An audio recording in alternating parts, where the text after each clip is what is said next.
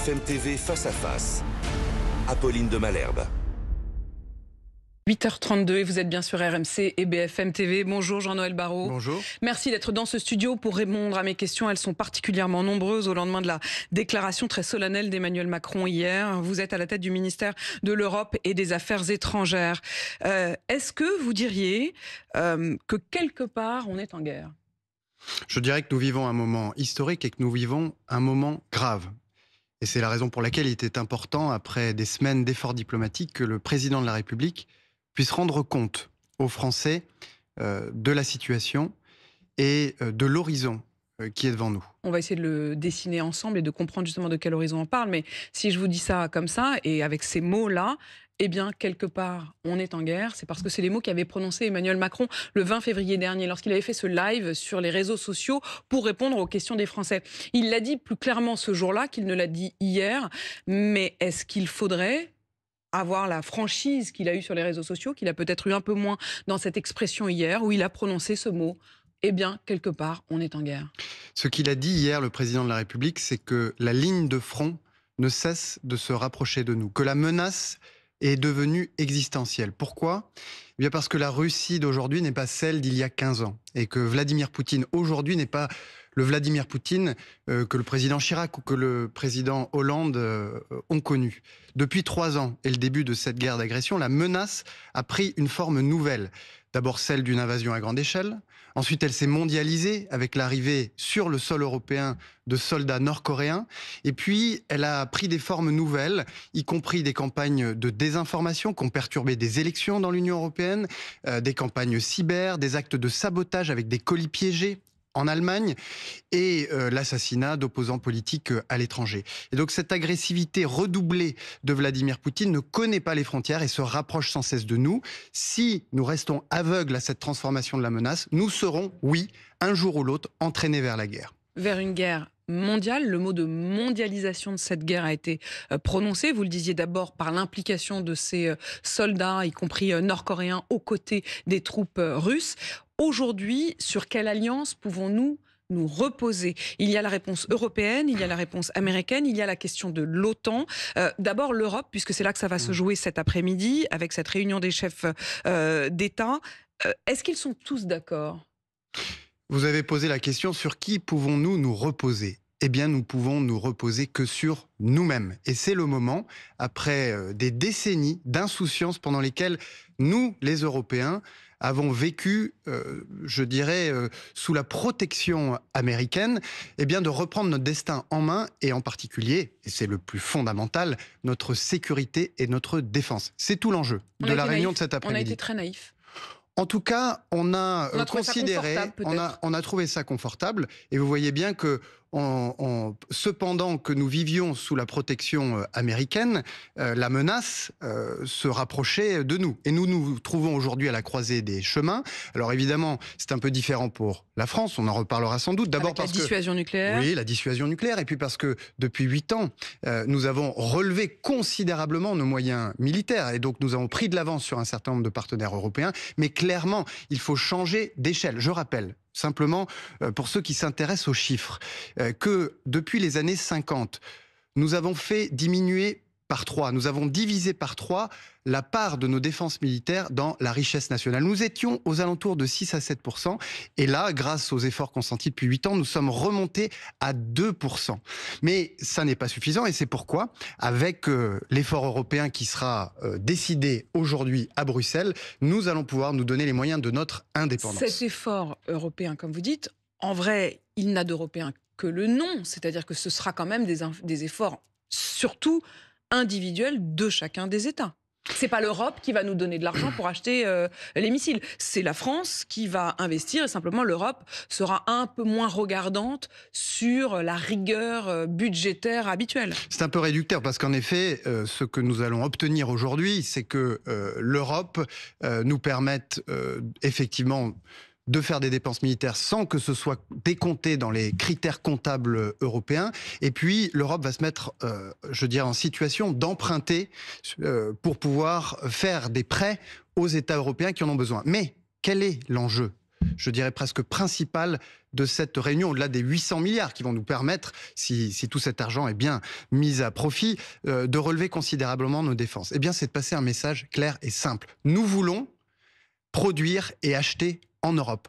Nous ne supportons plus d'être dépendants pour nos approvisionnements militaires et pour notre armement, de dépendre des États-Unis, de la Corée du Sud ou d'autres pays du monde. Parce que nous ne voulons pas que nos choix en matière de politique et de politique internationale soient conditionnés par une dépendance excessive, par un asservissement à d'autres pays du monde. Quand vous dites nous ne supportons plus d'être dans cet asservissement.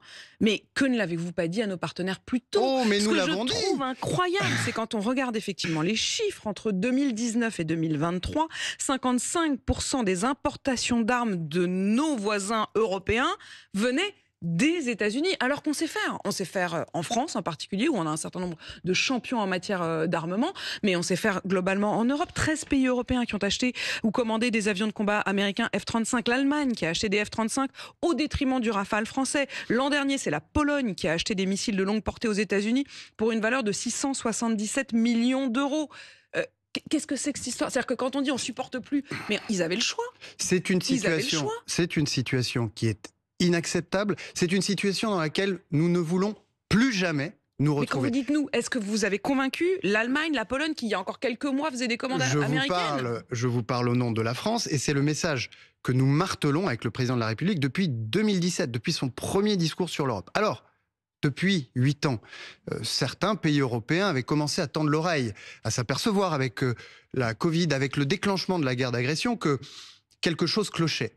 Mais aujourd'hui, tout le monde se rallie à cette idée. Et maintenant, il faut passer aux actes, parce qu'il n'est inacceptable que l'argent des contribuables européens, que l'argent des budgets européens viennent financer de l'industrie d'armement ailleurs qu'en Europe. Nous avons besoin de produire et d'acheter en Europe. C'est la condition nécessaire de notre indépendance. Et puis c'est aussi une manière de relancer notre économie, notre industrie et l'emploi en France et en Europe. Est-elle prête à livrer, à produire avec une suffisante rapidité si en effet une préférence européenne était actée, ce que vous avez l'air de dire cet après-midi?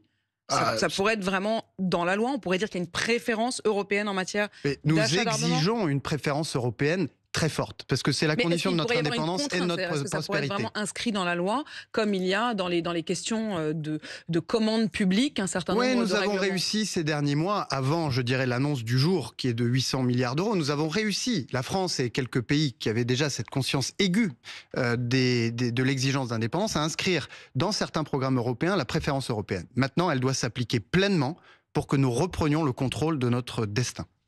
La question, c'est aussi de savoir si nous sommes prêts à le faire. Un grand nombre d'experts estiment que si les budgets de défense augmentent et sont immédiatement tournés vers une commande européenne, l'Europe n'a pas encore suffisamment de moyens, parce qu'un certain nombre d'usines de production ne sont pas en train de tourner à plein régime, de répondre à cette commande. Est-ce qu'on peut se mettre en ordre de bataille? C'est le cas de le dire. C'est un défi, il ne faut pas se le cacher. C'est pas facile de passer brutalement d'une situation où, en quelque sorte, on faisait augmenter progressivement nos dépenses militaires à une situation où on se retrouve à gérer notre propre défense. Le ministre des Armées a déjà incité très fortement les industriels français à se mettre en ordre de marche, et le président de la République l'a dit hier, il réunira dans quelques jours tous les industriels de la défense pour qu'ils se mettent en situation non seulement de répondre aux commandes françaises, mais aussi aux commandes européennes qui vont augmenter très fortement dans les mois qui viennent. Jean-Noël Barrot, il y a l'aspect économie de guerre ou effort de guerre au minimum. Il y a aussi la question de la diplomatie. Hier soir, juste après cette déclaration, Emmanuel Macron a reçu à l'Élysée Viktor Orban. Viktor Orban, qui pour le coup est une voix dissonante au sein des pays de l'Union européenne. Il accuse l'Europe de vouloir, je cite, prolonger la guerre. Est-ce que cette visite a pu donner quelque chose? Nous verrons à l'issue du Conseil européen extraordinaire qui se tient à Bruxelles, mais je crois que le président de la République aura convaincu Viktor Orban que, y compris pour la Hongrie, qui est parfois très critique de la politique que nous menons pour l'Ukraine, il est indispensable que cette souveraineté en matière de défense, que cette réappropriation de notre sécurité puisse se faire. Et de ce point de vue-là, je crois que Viktor Orban se ralliera aux ambitions nouvelles qui sont celles de l'Europe. À condition, bien sûr, mais c'est une exigence, même si nous la formulons pas de la même manière, que nous partageons, que je dirais que ce réarmement européen n'échappe pas aux États membres, qui restent, je dirais, les maîtres en matière de sécurité nationale. La Commission met sur la table, propose des dispositifs européens, notamment pour financer cet effort des États membres. Et tout cela est très joliment dit. J'essaie de comprendre ce qu'il y a derrière le vocabulaire du diplomate. Quand vous dites « je crois que Viktor Orban se ralliera », en avez-vous un début d'indice ? Vous savez, dans ce genre de discussion, de sommet, de conférence, il ne faut pas vendre la peau de l'ours avant de l'avoir tué. Donc attendons la fin de cette réunion. Ce que je sais, c'est que les arguments du président de la République ont été entendus. Donald Trump est-il toujours notre allié ? Le président de la République l'a dit, les États-Unis sont nos alliés. Mais clairement, s'agissant de la guerre d'agression russe en Ukraine, qui est un sujet de sécurité majeur pour la France et pour l'Europe, les États-Unis ont changé de position. Alors, ils semblent vouloir œuvrer au service d'une paix. On ne va pas les décourager, c'est plutôt une bonne nouvelle.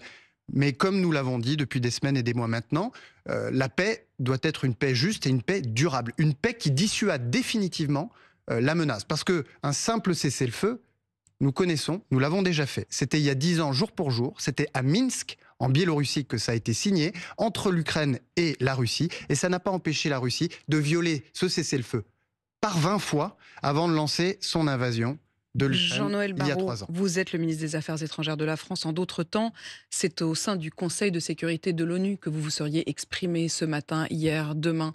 L'ONU n'existe plus aujourd'hui, elle est hors jeu. Non, je crois qu'elle existe, mais je crois qu'elle est menacée par le réveil des empires qui considèrent qu'il n'y a plus de frontières et qu'on peut impunément violer l'intégrité de son voisin. Ce viol de l'intégrité territoriale, c'est une renonciation au principe fondateur des Nations Unies, qui est le respect de l'intangibilité des frontières. Mais les Nations Unies ne réagissent pas ? Mais nous, les Européens, n'allons pas changer pour autant notre vision du monde. Et si nous voulons défendre nos intérêts, et justement, cette vision du monde qui repose sur la justice et sur le droit, parce que c'est au fond la seule manière de garantir la paix, eh bien, il nous faudra être beaucoup plus forts et beaucoup plus indépendants. Jean-Noël Barrot, ça passe aussi par la question de la dissuasion nucléaire. Emmanuel Macron qui parle d'un débat sur la question de la protection nucléaire, non pas sur la question du partage de la décision nucléaire. On est bien d'accord ? Aucun partage de la décision. Le président l'a rappelé, tous les présidents avant lui l'avait fait. Et le général de Gaulle, le premier, avait évoqué cette dimension européenne des intérêts vitaux de la France et donc de la dissuasion nucléaire. Ce que le président a dit et qui est historique, c'est qu'il consentait à ouvrir un dialogue stratégique à la demande du nouveau chancelier allemand sur cette dimension européenne de la dissuasion. Ça veut dire quoi ? Pourquoi est-ce que c'est très utile ? Qu'est-ce qu'il faut comprendre ? Pourquoi est-ce que c'est très utile ? Sans rentrer dans le détail d'une science qui est entourée d'une forme d'ambiguïté et de secret qui garantit son effectivité. Nous avons avec les Royaumes-Unis non seulement le siège de membre permanent du Conseil de sécurité, mais aussi la dissuasion nucléaire. La dimension européenne de notre dissuasion suggère que dans certaines situations ou des pays voisins, le général de Gaulle avait parlé du Benelux, serait menacé, la dissuasion... en quoi le débat aujourd'hui est-il différent ? Puisqu'au fond, le général de Gaulle, vous disiez, il y avait le Benelux, il y avait l'Allemagne de l'Ouest... Oui, mais il n'y a jamais vraiment eu de discussion, de dialogue stratégique avec nos partenaires, si bien que nos partenaires... C'est-à-dire que nous disions, on est là pour vous, mais on n'en avait jamais parlé avec eux. Et puis surtout... Qu'est-ce que ça signifie vraiment ? Parce qu'au moment où l'Allemagne décide de consacrer plusieurs centaines de milliards d'euros à sa défense, il va bien falloir qu'elle décide comment l'employer. Et la manière de décider de comment l'employer dépend de ce dialogue stratégique sur la dissuasion. Est-ce que ça veut dire aussi qu'il pourrait y avoir une sorte de partage du fardeau ? C'est-à-dire on est là, pas de partage à la décision. Pas de partage envisagé à ce stade. Pas de partage à la décision, bien sûr. Mais si l'on va jusqu'à dire stratégiquement, désormais, nous sommes aussi une forme de parapluie pour vous, mais... Prenez une part du financement. Est-ce que l'Allemagne pourrait participer au financement de notre bombe atomique ? Le président de la République a parlé d'un dialogue stratégique. C'est une décision historique qui ne remet en rien la responsabilité qui est la sienne exclusive s'agissant de la décision. De la décision, mais du financement ? Ça n'est pas ce qui est abordé à ce stade, ce n'est pas ce qui est envisagé par le président de la République. Il y a aussi la question effectivement de l'arme atomique qui est du début à la fin exclusivement française. C'est ce qu'a dit Emmanuel Macron hier. Pour ça, il faut aussi garder en notre possession les moyens industriels de tout fabriquer pour cela. Je voudrais que vous écoutiez la question qui s'adresse à vous de Manuel Bompard. Il l'a posée ce matin à mon micro, il était sur RMC à 7h40. Il y a une entreprise dans la région de Grenoble qui s'appelle Vancorex, qui est une entreprise de l'industrie chimique et qui est un sous-traitant indispensable à notre dissuasion nucléaire. Aujourd'hui, il va y avoir une décision judiciaire sur cette entreprise qui est menacée de liquidation judiciaire. Les salariés de cette entreprise disent qu'il faut la protéger, cette entreprise, elle est indispensable à notre dissuasion nucléaire. Il faut une nationalisation partielle. Est-ce que le gouvernement est prêt à nationaliser Vancorex pour qu'on soit effectivement indépendant dans le cadre de notre dissuasion nucléaire? Que répondez-vous? Que, vous l'avez dit, notre dissuasion nucléaire est autonome de bout en bout. Et que Vercorex, il est malheureux que M. Bompard exploite, instrumentalise cette situation, ne conditionne pas l'autonomie de notre dissuasion stratégique. Ensuite, c'est une situation industrielle qui est préoccupante et qui mobilise pleinement le gouvernement. Le Premier ministre a écrit à tous les élus de l'Isère et de Grenoble, la région de cette entreprise. Mais l'argument de la souveraineté... Pour que, non, l'indépendance, l'autonomie de notre dissuasion nucléaire n'est pas... Les salariés de Vancorex disent qu'un des sous-traitants, oui, Arkema, fabriquait chez eux le perchlorate d'ammonium qui est nécessaire au combustible à la fois de la fusée Ariane, mais aussi des missiles M51 qui sont à bord des sous-marins. Entendez-moi bien, le Premier ministre a écrit aux élus de ce territoire pour leur dire que le gouvernement serait pleinement mobilisé. Bercy, ainsi que mon ministère, pour trouver des investisseurs qui viendraient, je dirais, sauver ou faire vivre ce site et ses savoir-faire. Mais cependant, il a aussi rappelé que la Vercorex et sa situation... On peut fabriquer du perchlorate d'ammonium ailleurs, autrement ? La dissuasion nucléaire n'est pas dépendante. La dissuasion nucléaire française n'est pas dépendante d'un seul fournisseur. Vous dites c'est regrettable que M. Bompard fasse de l'exploitation politique de cette situation. Lui, à l'inverse, et la France insoumise avec lui, vous font reproche d'utiliser le prétexte, c'est le mot auquel il répondait à mon micro tout à l'heure, du choc et de la menace pour en réalité imposer aux Français de se serrer la ceinture. Non, la France insoumise se prosterne devant Vladimir Poutine depuis 3 ans maintenant et continue d'affirmer sur les plateaux, sur les réseaux sociaux et parfois à la tribune de l'Assemblée nationale que c'est l'Europe et les États-Unis qui ont provoqué cette guerre d'agression. Alors que c'est évidemment tout l'inverse. Vladimir Poutine porte une énorme responsabilité dans le sort qu'il a infligé au peuple ukrainien, dans les enfants ukrainiens qui ont été déportés, dans les opposants politiques qui ont été assassinés, etc., etc. Il ne faut pas inverser les rôles. Vous estimez que la France insoumise aujourd'hui se couche devant Vladimir Poutine? Dans ses discours, elle le fait. Jean-Noël Barrot, est-ce que Volodymyr Zelensky peut rester à la tête de l'Ukraine? Est-ce qu'il faut qu'il renoue un dialogue avec Donald Trump? Est-ce que la lettre qu'il a envoyée va dans ce sens? Est-ce qu'il faut renouer un dialogue avec les États-Unis?